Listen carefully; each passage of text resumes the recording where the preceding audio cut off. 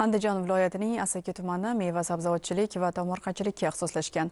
Aholining deyarli 90% issiqxonalarda dehqonchilik qilib, yilning 4 faslida qishloq xo'jaligi mahsulotlari yetishtiradi.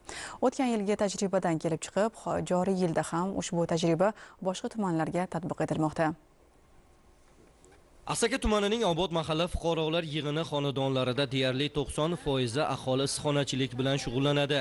Har bir mavsumda qishloq xo'jaligi mahsulotlarini yetishtirish mirishkorlar tomonidan bosqichma-bosqich amalga oshirilmoqda.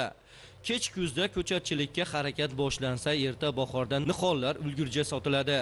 Bir kontur bir mahsulot tamoyili asosidagi yangi harakat esa 50 ga yaqin ijtimoiy reyestrdagi fuqarolarni avvalo bandligini ta'minlash va yetishtirilgan pomidor, bodring mahsulotlarini xorijga eksport qilish imkonini berdi. Har bir fuqaro ajratilgan 15 sotixli yer maydonida tejamkor issiqxonalar tashkil qilib, yilning 4 faslida hosil olish imkoni yaratildi. Har bitta kam ta'minlangan yoshlarga mana shunday qilib 15 sotidan lot o'ynab yutishgan. Men o'zi aslida fermer xo'jalik rahbariman. Men ham 7 gektar yerda ajratib berganman yoshlarga. Lider tadbirkor deb o'zimning boshchiligimda hammasi kam ta'minlanganlar ham bor bularning ichida. Shu yerga bir kontur bir mahsulot asosida mahsulotlarni ekamiz.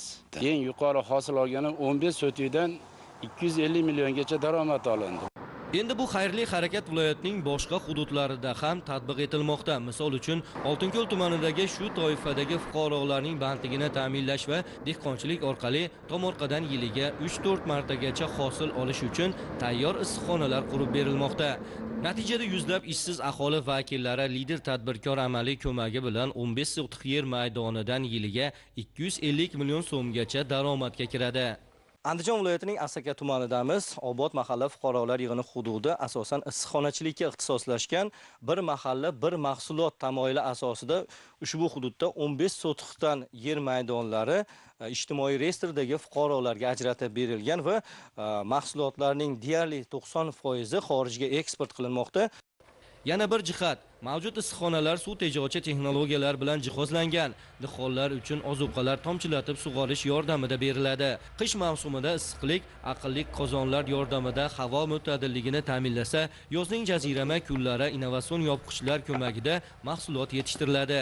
Joriy yilda mahalladagi 50 ga yaqin issiqxonalardagi mahsulotning 1 million tonnasiga bugundan buyurtma berilgan. Bu degani har bir issiqxona egasi yil yakuniga qadar 300 million so'mgacha daromad olishi ko'zda tutilmoqda.